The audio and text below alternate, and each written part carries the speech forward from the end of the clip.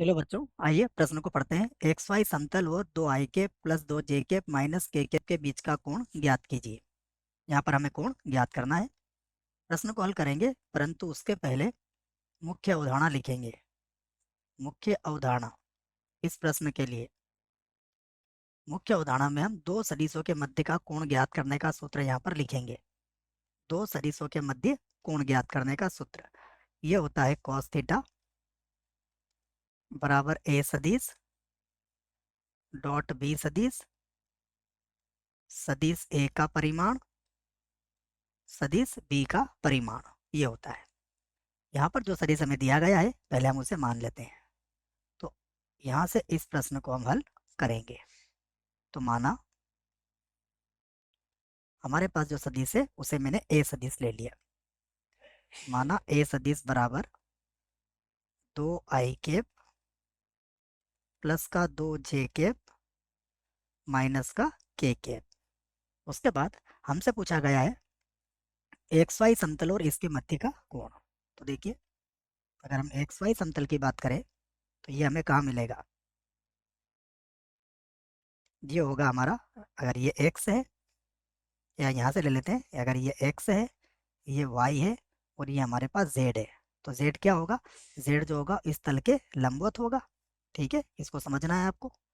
तो हम क्या करेंगे कि सबसे पहले एक्स वाई तल के लंबवत सदिश लेंगे और एक्स वाई तल के जो लंबवत सदिश होगा उसके मध्य और इसके मध्य का कोण ज्ञात करेंगे। तो क्या लिखेंगे हम यहाँ पर कि एक्स वाई तल एक्स वाई समतल समतल के लंबवत लंबवत सदिश सदिश सदैव सदैव जेड अक्ष के समांतर होगा। जेड अक्ष के समांतर होगा। अतः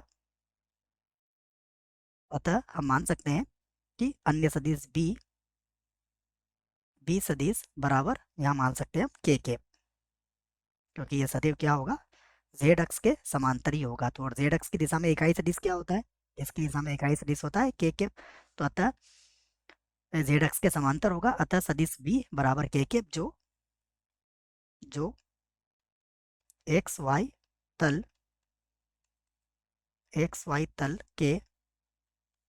तल के लंबवत है। एक्स वाई तल के लंबवत है। अब हम पहले इनके मध्य का कोण ज्ञात कर लेंगे। ठीक है, तो अब ए और बी के मध्य का कोण लिख लेते हैं हम इस बात को कि यदि यदि ए सदिश तथा बी सदिश के मध्य कोण के मध्य कोण कोण थीटा है तो थीटा है तो क्या होगा, ये हो जाएगा कॉस थीटा बराबर ए सदिश डॉट बी सदिश बराबर ए सदिश का परिमाण बी सदिश का परिमाण। ठीक है, एक बात और समझ लीजिए आप, यहाँ पर हो सकता है कि आप ये सोचे कि ये के पी क्यों लिया है। देखिए, के के समांतर आप अगर कोई भी सदिश लेंगे जेड अक्ष के समांतर, तो यहाँ पर क्या आएगा, वो या तो वो होगा दो के कैप या फिर होगा चार के कैप या फिर होगा एक बटा दो के कैप। परंतु ये एक्स वाई तल से जो कोण बनाएगा वो बराबर ही बनाएगा, चाहे सदिश यहाँ पर हो हमारा, चाहे यहाँ पर हो चाहे यहाँ पर हो। अगर ये लंबवत है तो एक्स वाई तल से बराबर कोण ही बनाएगा। तो जो के कैप कोण बनाएगा वही दो के कैप, वही चार के कैप, वही एक बटा दो के कैप और वही एन के कैप कोण बनाएगा। इसलिए हम इसको केवल के कैप लेके ही हल कर रहे हैं। ठीक है, इस बात को भी आप समझ लीजिएगा। मैं इसे मिटा देता हूँ, ये लीजिए। ठीक है, बढ़ते हैं आगे। अब हम इनके मध्य का कोण ज्ञात कर लेते हैं। तो यहाँ से मान रख देता हूँ मैं, ए सदिश मैंने किसे माना था, दो आई कैप प्लस का दो जे कैप प्लस का दो जे कैप माइनस का के कैप माइनस का के कैप।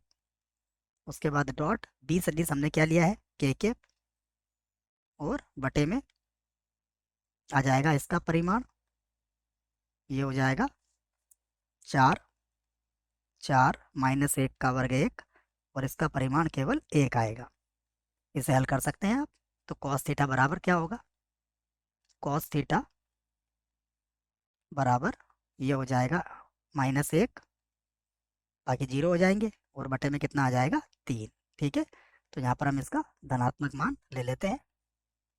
तो यहाँ से थीटा बराबर हो जाएगा हमारे पास, थीटा बराबर हो जाएगा कॉस इनवर्स, और ये हो जाएगा 1/3, 1/3, ये हो जाएगा थीटा का मान कॉस इनवर्स 1/3। तो ये किसके मध्य का कोण आया, ये कोण हमारा मध्य का कोण आया है इस जेड अक्ष के जो समांतर हमने सदिश लिया था उसके और एक्स वाई तल के लंबवत। अब हमें तो एक्स वाई तल और सदिश के मध्य का कोण निकालना है, तो कितने का फर्क आएगा, 90 डिग्री का। तो 90 डिग्री में से इसको घटा देंगे हम। तो यहाँ पर लिख सकते हैं हम कि अतः अतः एक्स वाई तल या एक्स वाई समतल समतल तथा एक्स वाई समतल तथा सदिश ए के बीच का कोण, के बीच का कोण, इसके बीच का कोण किसके बराबर हो जाएगा, इसको आप 90 डिग्री में से घटा लोगे तो π/2 माइनस कॉस इनवर्स, और ये कितना हो जाएगा 1/3। ये हमारे प्रश्न का क्या है, उत्तर है। मुझे आशा है बच्चों प्रश्न का उत्तर समझ में आया होगा। धन्यवाद।